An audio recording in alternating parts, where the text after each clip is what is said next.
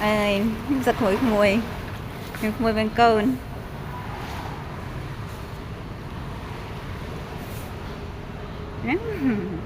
dạ đấy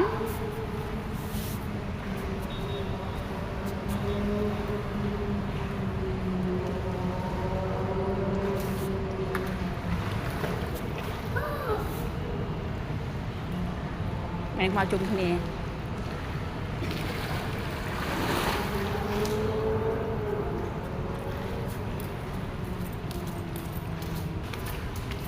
Taylor có răng